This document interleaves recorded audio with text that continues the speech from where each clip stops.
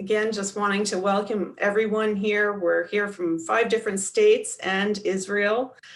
Today, we're welcoming our 2 resident guest speakers today. We're thrilled to have them here with us, and as well as our 2 staff members, our professionals here in wellness and health and fitness.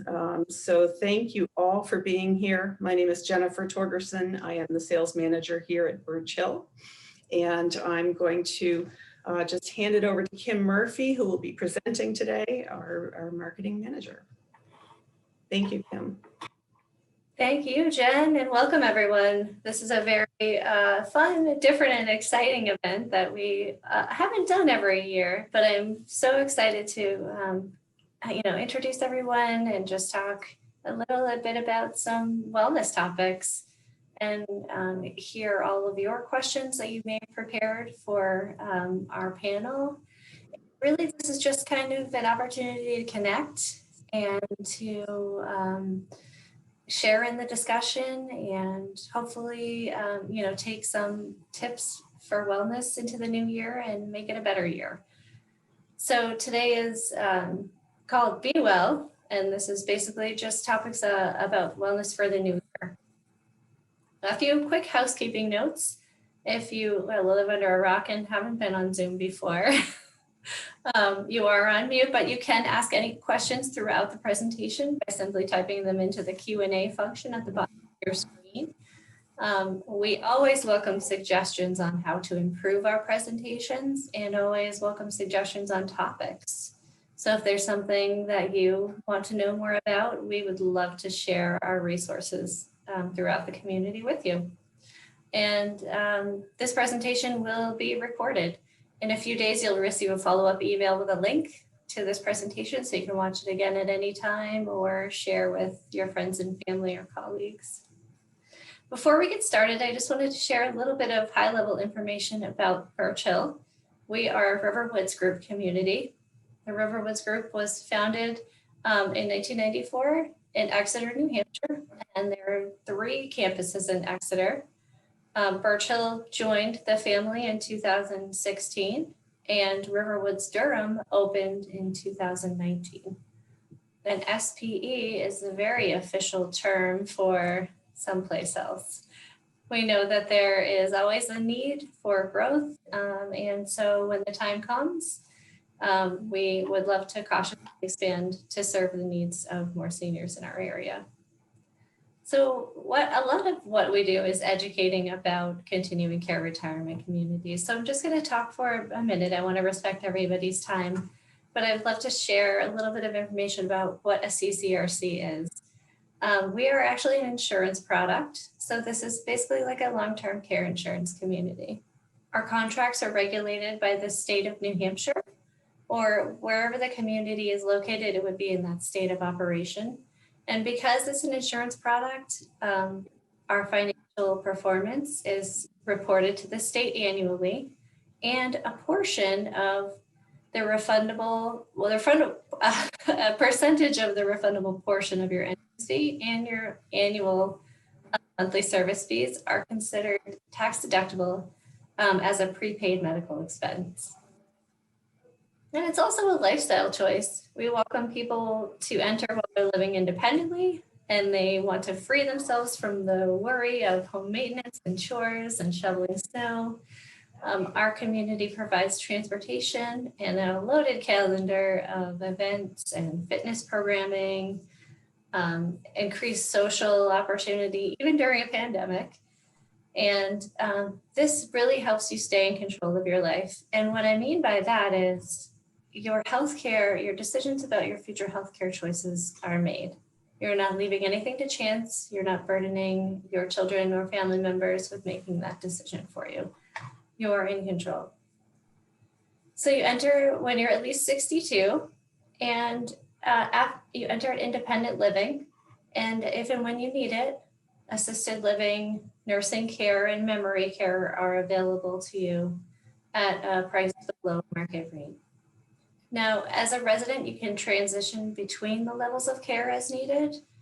As an independent resident, you get 30 free days of respite and assisted living if you should need it to recover from an injury or surgery.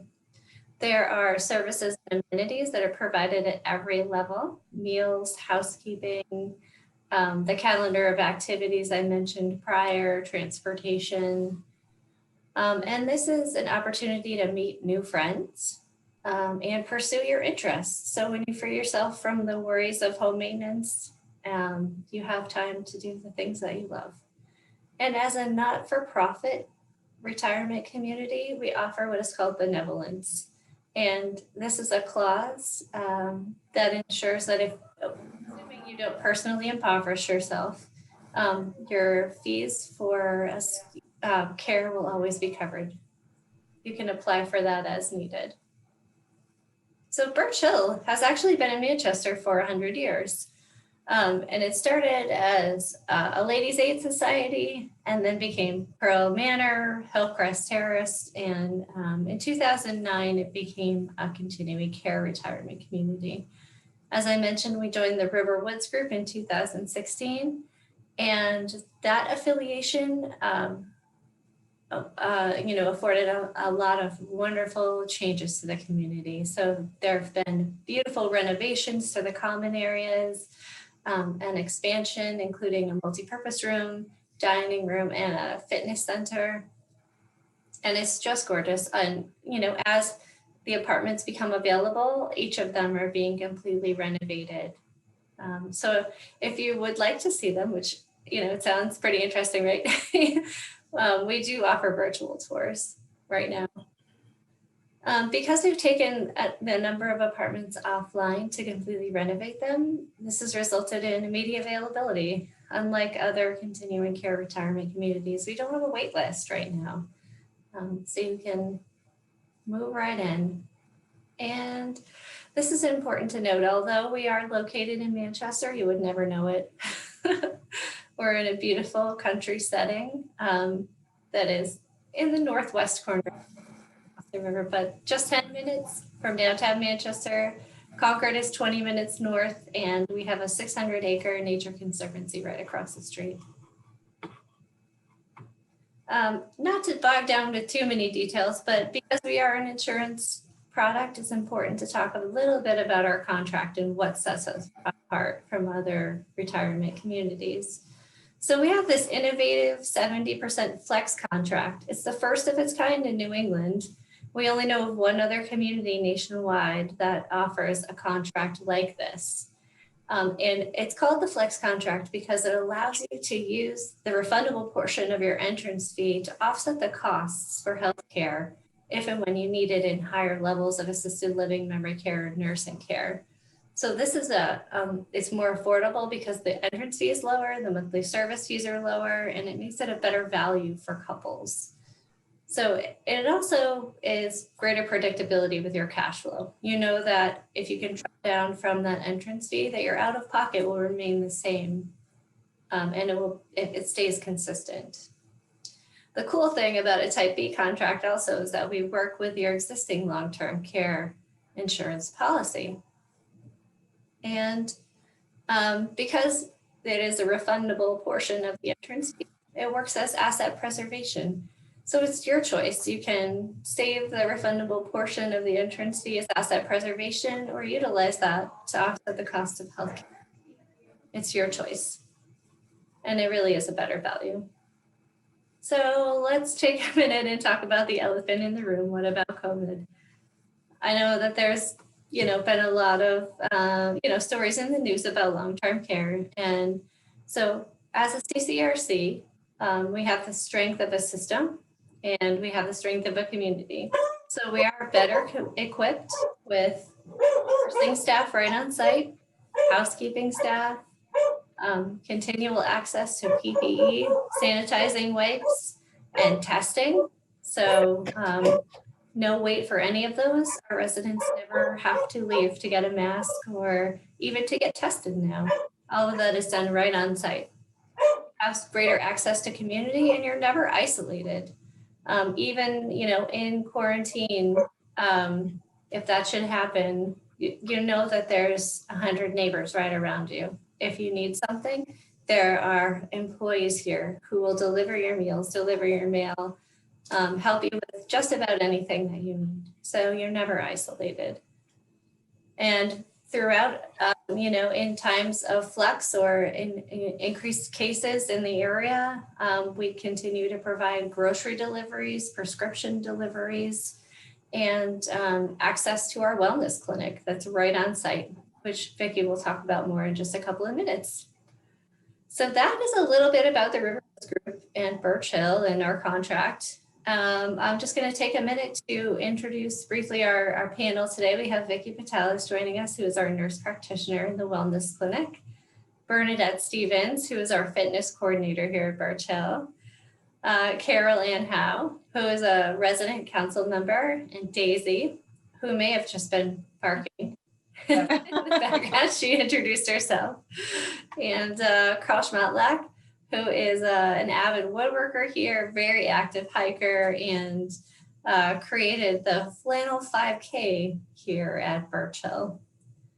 So that's our panel, and I will turn it over to you, Vicki, to just share a little bit about what you do, and you can hand it over to Bernadette when you're done. And everybody who's joining us, just go ahead and get your questions ready for our panel. Okay, thanks, Kim. Is my connection okay? Can you hear me? Yes. Perfect. So my name is Vicki Petalas. I'm the nurse practitioner here at Birch Hill. I run what we call the Wellness Clinic. I say, to make it in easy terms, I feel a little bit like I'm the school nurse here in the community. So all of our residents here at Birch Hill have their own primary care provider in the community. In New Hampshire, that can be a nurse practitioner or an MD. But I'm sort of an added layer in your healthcare. So when you're here at Birch Hill, if you have a question about a medication, or if you have a symptom or you're not feeling well, if you want to talk about exercise or mental health, I'm always available and accessible to everyone. I do also cross over to our other levels of care. But that's the easiest way to explain it, is it's the school nurse. It's an extra stop. You all have your primary care, but I'm here for you. But I love the name of our clinic, in that we're the Wellness Clinic. And I feel like that truly defines and explains what we do, because I don't feel like I'm alone here in my office. Bernadette, who is also on this call, is without a doubt the best fitness extraordinaire we could ever have. Her energy and knowledge is amazing, and fitness is something I'm incredibly passionate about as a provider. So I feel so blessed that we have Bernadette, and our fitness center, whether you're looking at it virtually or you are here in person, is unbelievable. I really feel like it is just an amazing place to be. And Bernadette is on top of all of our current equipment, and I'm not going to steal her thunder. She's going to tell you about it, but we are truly blessed with that. And not on the call, but also I feel a very important part of the Wellness Clinic is our community life team. Tasha is our director of community life, and Tasha's sort of my go-to when we have an idea. So when Mr. Schmottlach comes to me and, challenges me to a 5K, which I wasn't expecting, and it evolves into, our very own road race, we rely heavily on community life, and they help us put that into action. Or when Mrs. Howe and a couple of her friends in the community identify the need for a support group in, troubling times like COVID, again, we rely on the whole team. So I'm often identified as the one in the Wellness Clinic, but I certainly don't work alone. And I am incredibly passionate about wellness as a whole. It's not limited to assessment and diagnosis and straight medical treatment. I have a very holistic approach. I believe in fitness and nutrition and mental health and meditation, and all of these things is what makes our community strong and great. So I'm going to transition over to Bernadette, and I'm pretty sure you're going to feel her energy just coming right through, because it's impossible to not feel it. Well, thank you, Vicki. I could feel your energy just in the way that you presented what you do, because we have two things in common, and those are like teamwork and wellness. And you just got all those words to inspire people to know that we overlap in so many ways, and we want to work together even more for the future to make things that maybe haven't even been made yet, or creating new things. And that's going to be where we just do great stuff here. After graduating in the field of wellness, and they call it cardiovascular health and exercise, I really had the career that I have because of the passion to really help others be their best. When you're in this field of fitness, you've done lots of things. You love being outdoors.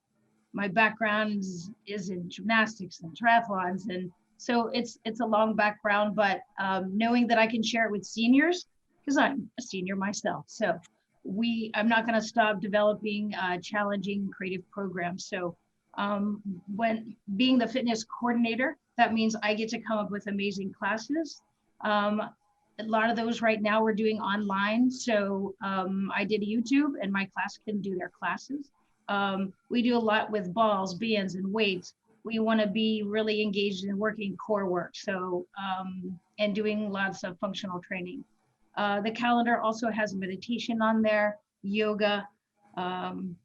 So I try to expand the fitness room to include all those things. And then when people exercise on equipment, they can kind of specialize it to them, whether they need to be stronger or whether they need to work on balance. And with strength, we get balance. So we have, I myself, yesterday when I was at my desk, did a little Qigong. So that's one of the things we incorporate here. We call it Tai Chi Quan, and it's evidence-based. So we can really make sure that anyone coming in and worries about their bowels, we just make them stronger, better, anything I can think of to have them get there.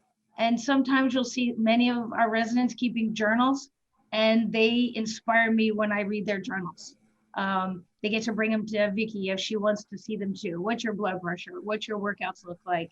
What's your day like?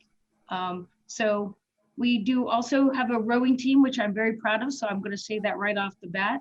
And from a rowing team, we get to touch on all the things that we should be working towards, is setting goals, putting programs together, and really enjoying our fitness. And we get to help each other and pull each other along when we set those goals. Whoever signs up, we will not let them get out of their rowing routine. So I enjoy my work and love being here at Birch Hill, because they inspire me to be a better person, and I want to inspire them back. So that's me. Now I'll send it off to Carl. Okay. Well, hello, everyone. I see that I've been billed as the final 5K creator. And while that's very generous, I don't think that's entirely true. So I'll tell you the true story. So I had gone down to Vicki, and she knew I was a runner, and I found out she was a runner. And then I may have told her about an online running site, and she checked it out and found that there was a flannel 5K virtual event. So she signed up for it, and then she told me. And so then I signed up for it. And from there, it morphed into a campus-wide event. And all the staff got involved. There were administrators involved, and maintenance, and all the departments in Birch Hill. And I measured out a 5K route and several other routes for people that might just want to walk a mile or two, so that they knew the distance that they could do. And I think we had maybe 40 residents or so.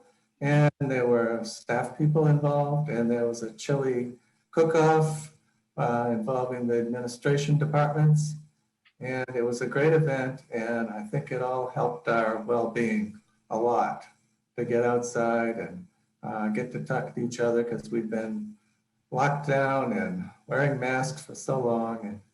And so we were all socially distanced and safe outside, and it was a great event.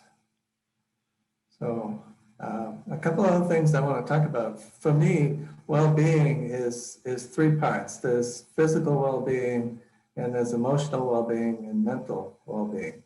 And as we age, I think we've all realized we lose some functionality. And maybe it takes us longer to do something, or we can't do it as long as we used to. But for me, I think we need to use what we have and try to build on it. I hurt my back once, and I went to a physical therapist, and she said, motion is lotion. And I really, really believe that. So do as much as you can with what you've got. Get out for a walk, or sit in a chair and do some arm exercises, whatever you're capable of doing, work on that and build on it. And set yourself very specific goals. Bernadette can attest to that idea, that it's very important. Emotionally, I think you should always look forward and don't look backward at maybe what you've given up or what you've lost, especially when you come to a CCRC. You may have given up a home or a property, but you should think of all the possibilities that lay ahead instead, and the new friends that you can make, things that you can do that you didn't have time for before. Maybe there's a hobby that you always wanted to do, or there were books that you need to read. There's crafting and all kinds of groups that you can get involved in. There's choral groups and lots of things you can do at a CCRC. And then another thing I was asked to talk about was going out into nature. We have a nature preserve right across the street, so we're very lucky. But wherever you are, just get out, and you can just find a nice rock or a log to sit down, and then just close your eyes and listen to the sounds around you. Let the sun shine on your face. Look around, see what you can see. Look down at the ground, see maybe there's an ant going by. There's lots of, I think if you do that, you'll find your stress just sort of melts away. And it's very, very helpful to go out into nature. And I was also asked to, one of my goals is, I was a runner and I did lots of half marathons, but now I want to climb mountains. So to climb mountains, you have to build up your endurance at climbing. So I started stair climbing here. And at first I started there were 2 flights that I could go up. So I'd go up and down. And then I did 10 flights and then 20 flights and so forth. And I looked online and I figured out that I think there's something like 86 or 90 flights in the Empire State Building. So that became my ultimate goal. And here's my little scorecard. You can, I don't know if that's in focus or not. Yeah, Yes, it is. But I got up to 90. And get it. going up and down without a break, just taking time to write down the numbers. So that's what you can do. And I'll turn it over to Carol. Hello, everyone. I am a retired middle school teacher and counselor from Brookfield, Connecticut. 4 years ago, I moved to Birch Hill to become much closer to family members. I think I first learned what wellness was all about when I worked for the YMCA. I was a counselor and lifeguard at Camp Coniston, and they emphasized a positive connection between mind, body, and spirit. And I have tried to maintain that throughout my life. Some people focus on what they can't do, and I try very hard to focus on what I can do. And so when I moved to Birch Hill, I became very active.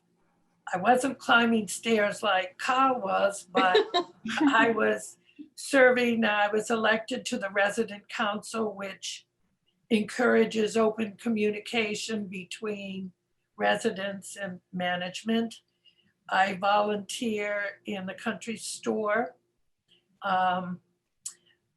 I immediately started fitness classes, Bernadette Sit and Fitness.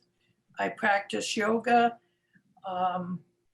And let's see, I'm also a member of the ELF committee, which brings cultural programs to the residents here. I think my one passion outside of Birch Hill, I am a trained hospice worker who serves the families and patients in the Manchester area.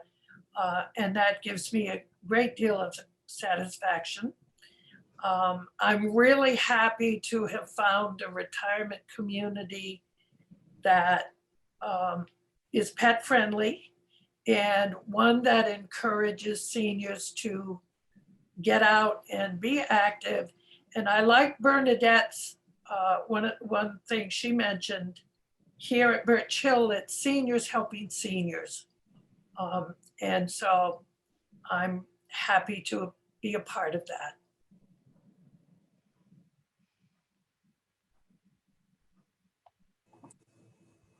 Thank you, everyone. Now I'm just going to ask everyone in attendance if you have questions or anything that you'd like to discuss or chat about, you can type it right into the Q&A function. We do have a couple of questions that have come in, but while we're waiting for people to enter their questions, I am going to take a moment and just share our next coming events. We have an estate planning mini-series in the month of February. I just like to say mini-series. I think that's so fun. And February 9th will be estate planning basics. The 11th will be the toll of taxes. And the 16th, how to avoid the probate process. These are presented by Jennifer Rivet from our friends over at Divine and Milnet right in Manchester. And if you would like to learn more about Birch Hill, we encourage you to register and attend attend an info open house. These are every month, usually the second Wednesday of the month, and you can register for any of these coming events right on our website, birchhillrc.org. So that's my shameless plug for the coming events. And we do have a question here. Let's see, this person says they are tested as lactose intolerant. Any suggestions about what to do to reduce it and other combinations instead? I am an active person working out 3 days a week. So Vicki, can you speak to that? Or?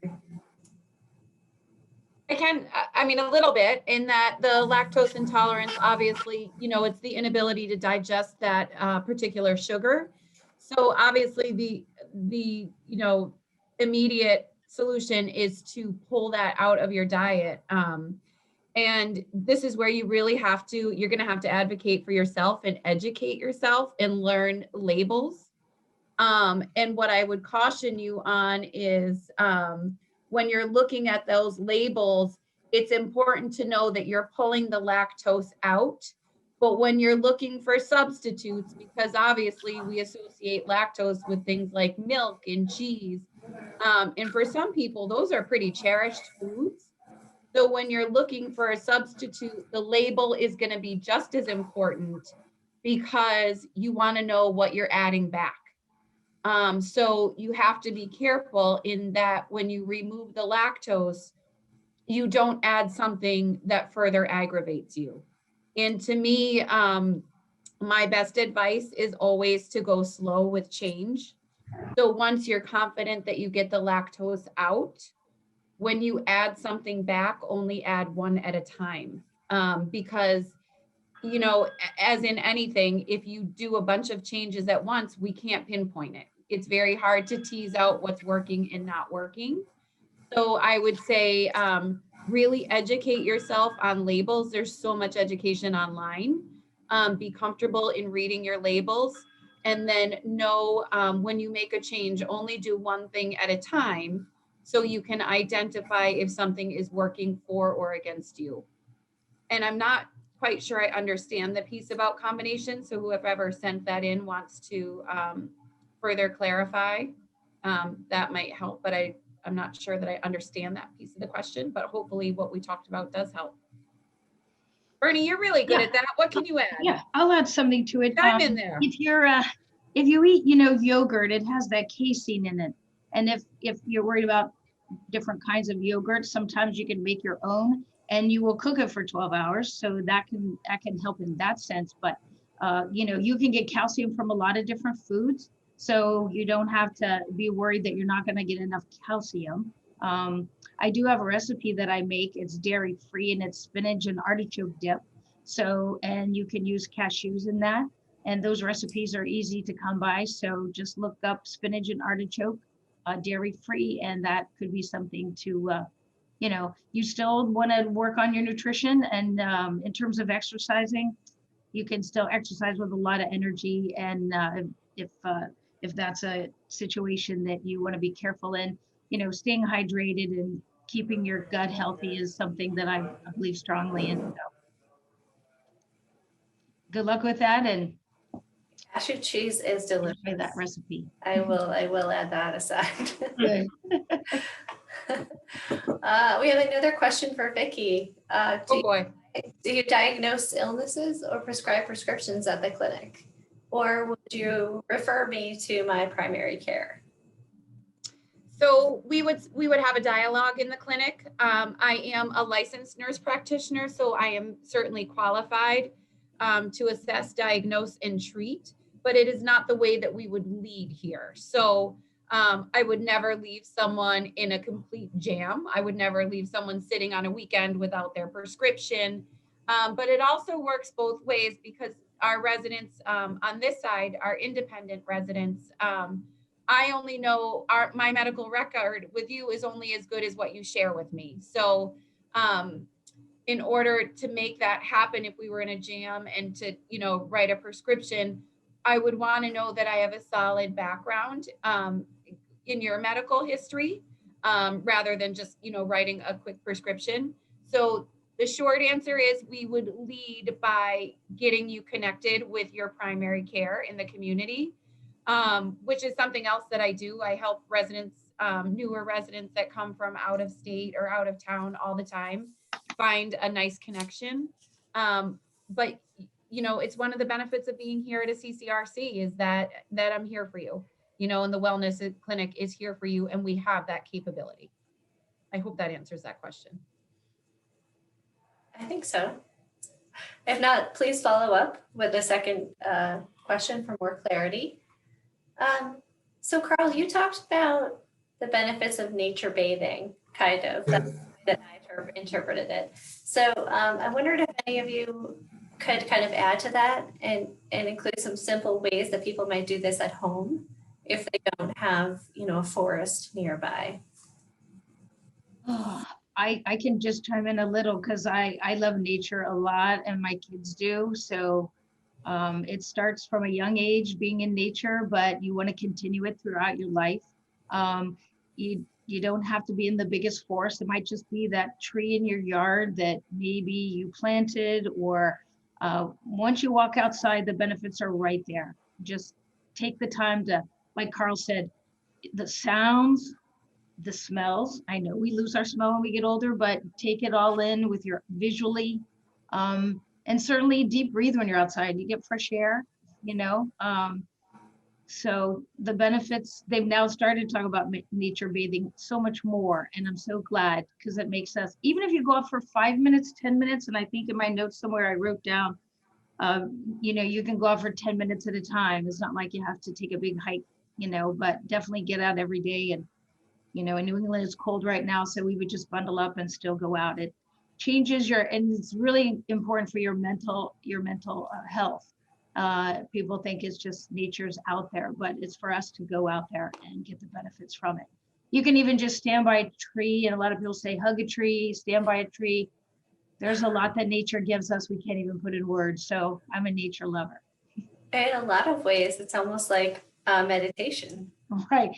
Right. Right. And everyone's asking me about what are they going to do? You kind of have to rethink your fitness now. A lot's going to be outside. And that's very exciting because you thought you were exercising outside and now you have to do it differently. You haven't cross-country ski in a while. Maybe you're going to pick that back up and do it at an Audubon. And that's one of my favorites. Cross-country ski at the Audubon. You know, they groom the trails. And then there's snowshoeing, of course, too. So anytime that you could be out there, you know, and the seasons change so quick, you know, we'll be in spring and we'll change our activities again. If I were to just talk quick about when you set your goals, I think we have to really think about changing them with your lifestyle. Mine aren't the same. I'm not in the room teaching classes. I've had to change my lifestyle. And that's really exciting because I'm doing it differently and it's very inspiring. And I hope that everyone can just think about, you know, not setting the goals and, you know, being tough on yourself. You know, just give yourself some credit. And do set, you know, specific attainable goals and realistic. So, you know, if I were to say a typical day for me is I'll walk during my lunch, I'll pack my lunch instead of have it here now. So you can just add on things that are going to just change the structure of your time. And that's what your goal setting is about. Once you set that goal, you're structuring your time differently and it will be for good change. Yeah, I really like that point. You feel like you're successful when you change one small thing, you know, instead of, making a huge resolution and trying to make a big change. Like mine this year was to just read more. Right. It's hard because I have small children, but I feel it's so much, so much better when I reach that goal and more centered at the end of the day. Some people don't like to change enough. They get stuck in ruts. And if you have a fitness program that just makes you do the same old thing all the time, it's not going to be as inspiring to yourself because you're thinking you have to do it. I mean, we're always cultivating good health, but it comes in many different ways. So when we look at our program, that's our goal, cultivate health. So when we go to Vicki, she's going to say, whoa, these things that you did made a difference. Because it's more than just how fast we can, row on our rower. It's like everyone's going to have their very special goal and it's going to come out in different ways. But in the end, it's definitely going to impact their health. Kim, if I could speak to that for a quick second too. I think that's one of the blessings of being in the community too.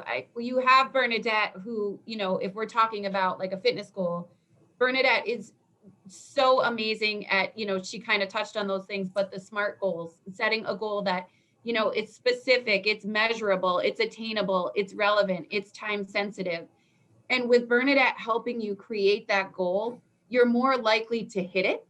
And when you hit it, that's when the momentum generates. But the other thing that's going to give you momentum is the community setting.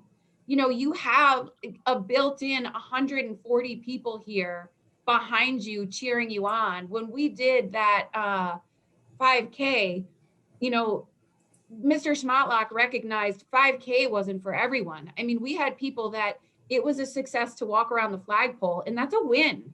That's a win when you have an appropriate goal, like truly from the bottom of my heart, like Bernie and I believe that like with all of our heart, and Mrs. Howe, we did a COVID coping group, and the amount of support that's in this community to help you get to the goals is just awesome. It's palpable.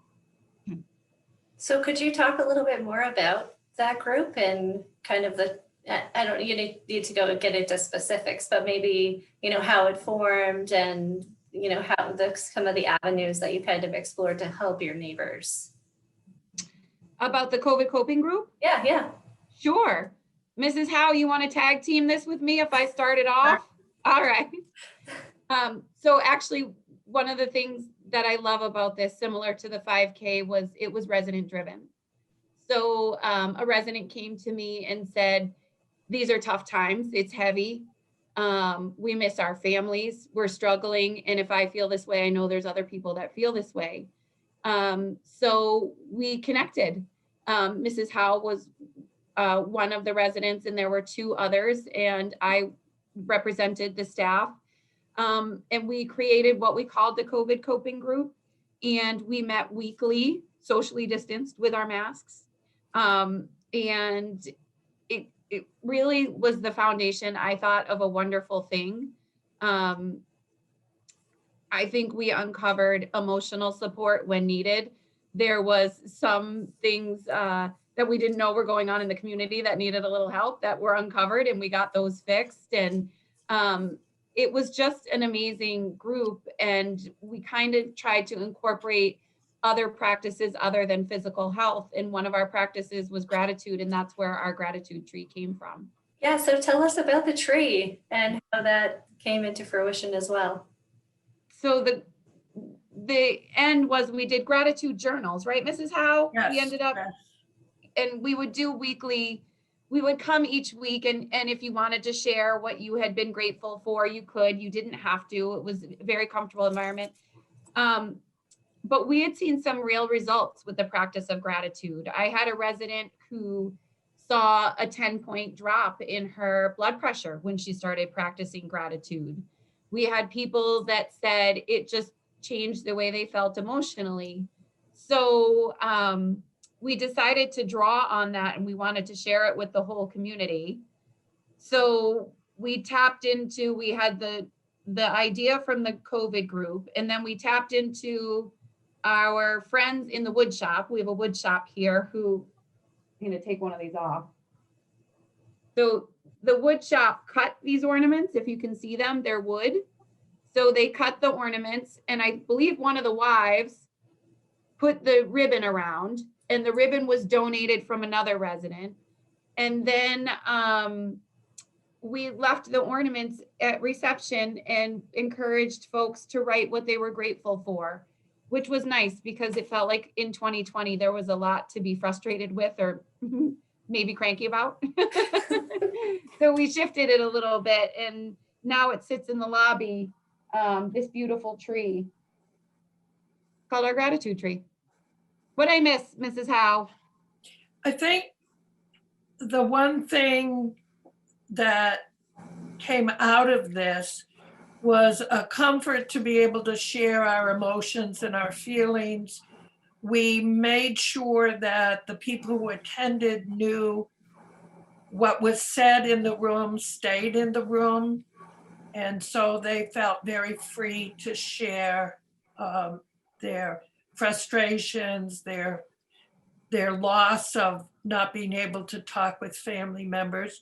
The other best thing that came out of it is we went beyond the group and to the residents as a whole and gave them some ideas of what they could do. We produced something called 50 Ways to Take a Break, little cartoons saying, you know, go knit, go take a nap, read a book. We had a self-care essential checklist where people could look down the list and say, stay hydrated, check. Read a book, go outside, check. And so our ideas came from the small group, but we spread them to other residents as a whole and just encouraged all of us to stay connected with each other so that no one felt isolated. That's so important. You know, it really just does describe Birch Hill to a T. We're all connected and everyone's, like I said, everyone's got your back. We do have a couple of more questions, and these are related to the community. So I will answer this one. Do you have areas for residents to garden? And the answer is a resounding yes. We do have beautiful gardens, raised garden beds, and we have a few. Bernadette in the fitness room. It is kind of like a garden jungle in there.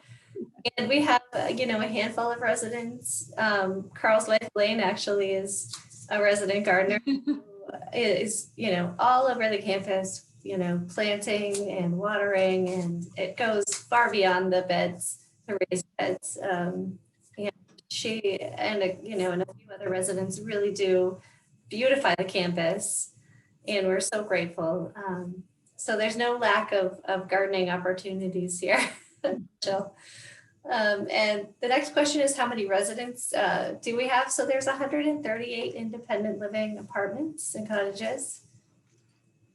And we do have open availability, as I mentioned earlier, due to taking some apartments offline to completely renovate them.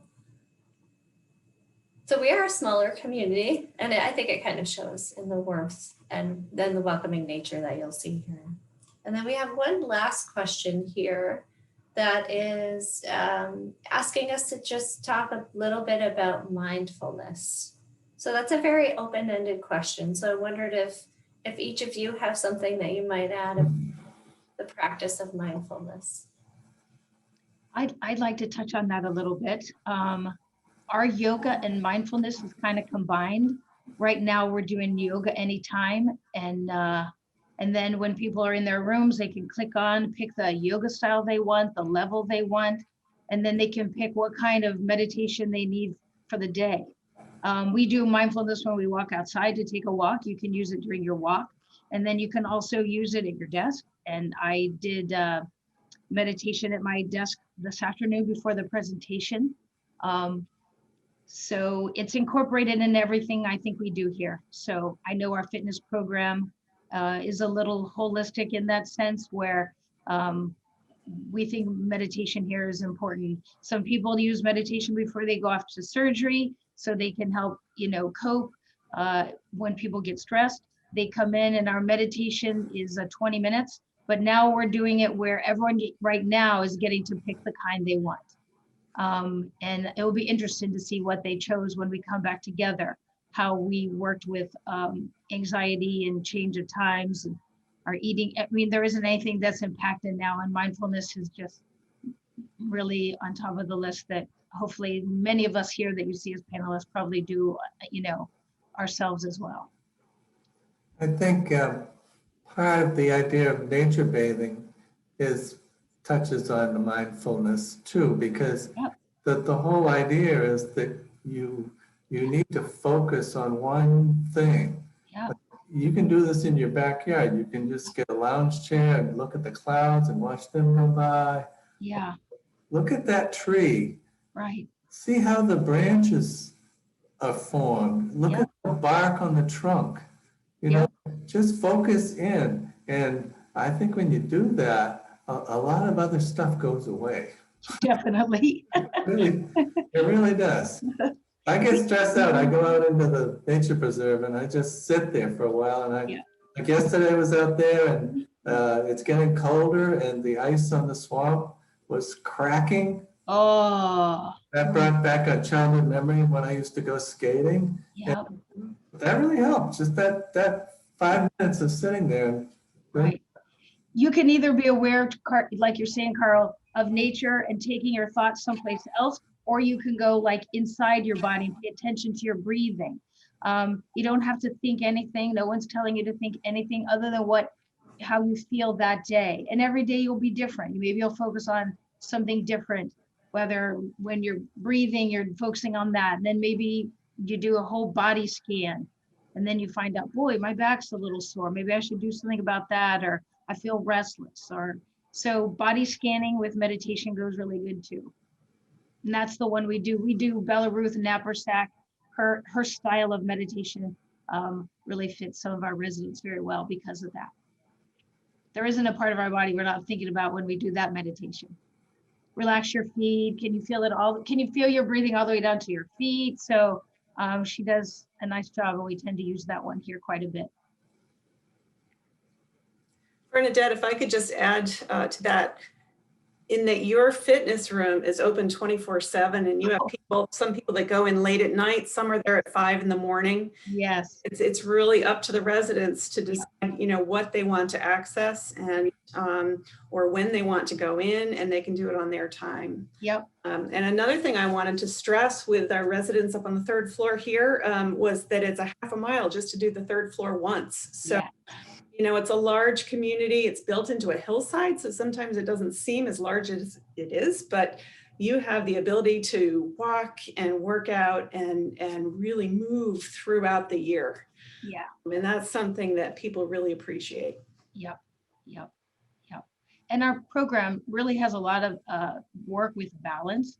That's one of the things that I put a lot of work into. I've done, I've gone from, your regular balance, on balance boards, balance discs, and then took it to Qigong. Maybe that's like 8 to 10 moves there, depending on what style people like of Qigong, and then moving it on to being able to work on the Tai Chi Quan, which is, you're able to really challenge your balance. And I've seen it make a difference for many people here that thought, wow, it looks like a martial art thing. I don't think I should try that. But once I show them the strategies involved in it, they're like, oh, this can help.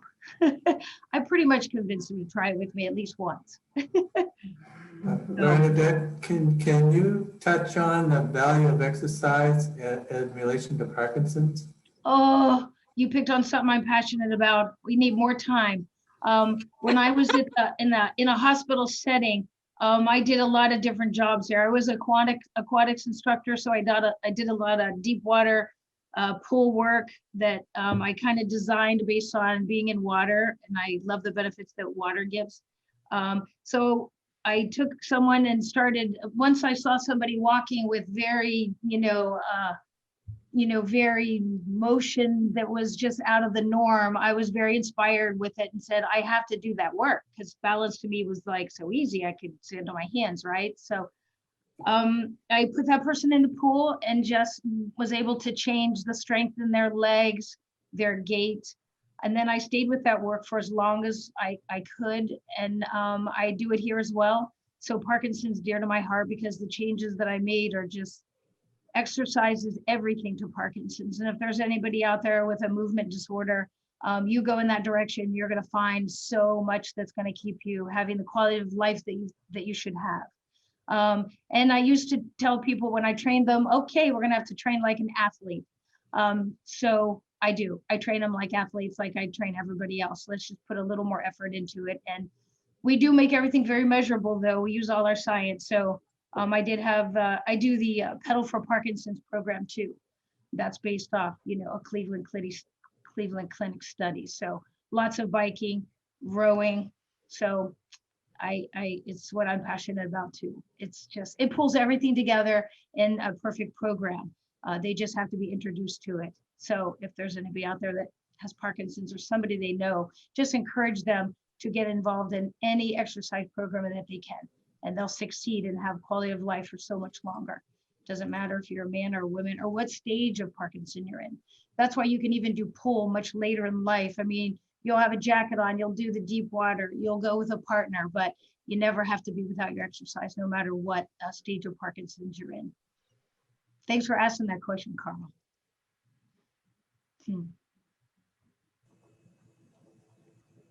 Bernadette knows a little bit about everything. I try. She's a guru. Bernadette, sure. You had a program with recumbent bicycles for a little while, didn't you? Yeah, well, we did upright bikes for Parkinson's. We really looked at, can I say someone's name here that I like their research? Is it okay to say their name?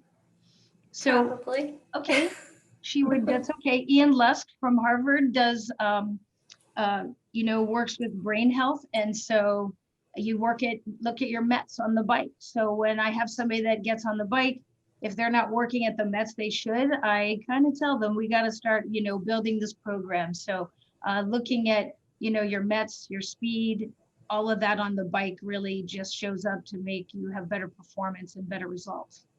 And Parkinson's definitely use all those, their power output. They love looking at that. I had a resident that did remarkably well because he was able to load it on his phone and just like rock that program. So we can do it almost on any of the equipment we have. Our new steps are upper body, lower body, and we hook those up to our phone too.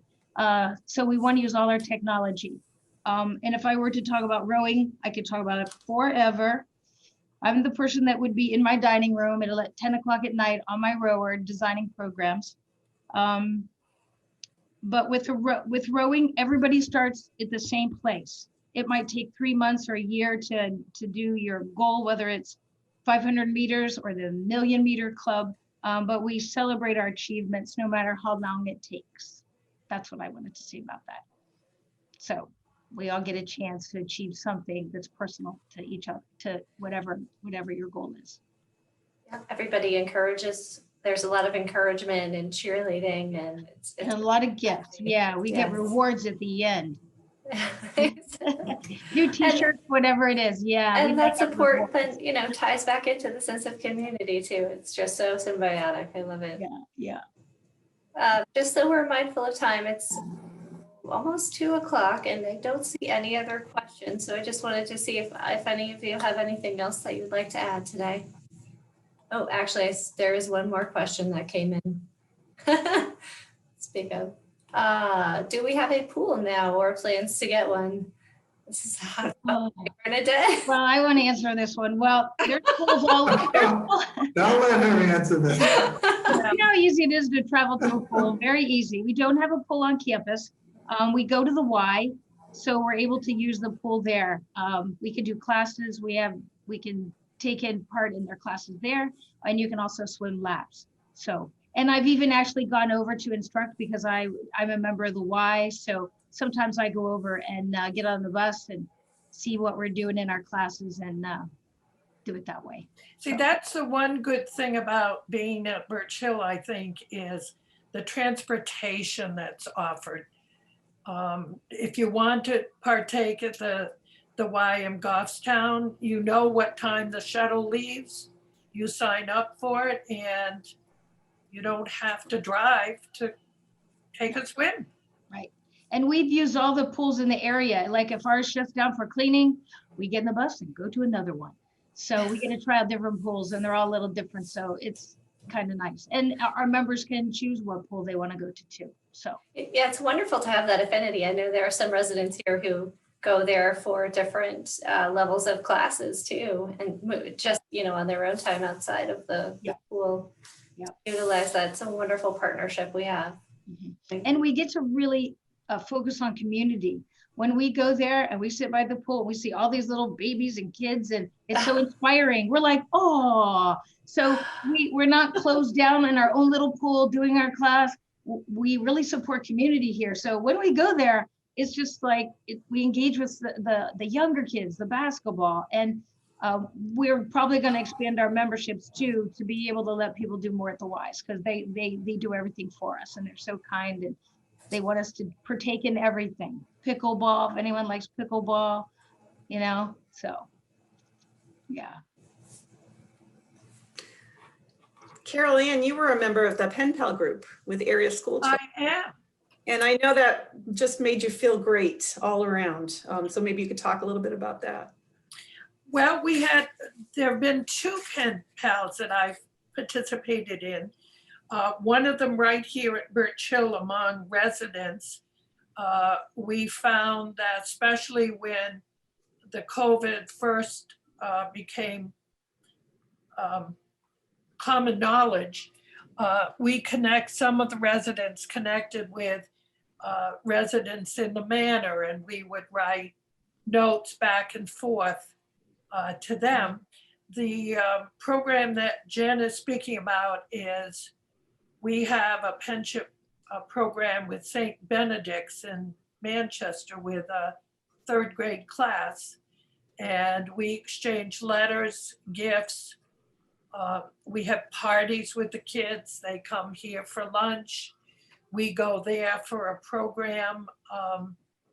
And it's a lot of fun just to read their letters. And I'm hoping as a retired language arts teacher that we're helping them become better writers. So it's a lot of fun. Everyone just seems to enjoy it so much. So it brings happiness to people's days and lives.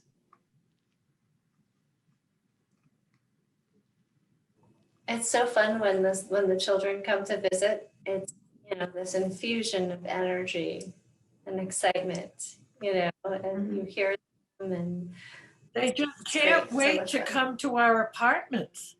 And Right, if you have a pet like I do, well, I have a cat and a dog. I mean, we're just the best thing that there ever was. And they come in and they, you know, like little kids, they go in all the rooms and look around, and natural curiosity, I guess. Can I add something to that, Carol Ann? Sure. Someone shared a note with me, and the boy that she was writing to was going to fencing lessons, and that, you know, drew pictures of him fencing, and he couldn't comprehend that the person he was writing to, also a female, was a fencer. She thought that was so great. I did too. I was like, yeah, you can have things in common, and your age won't, you know, limit you to having done those things in your past, and maybe you do it again.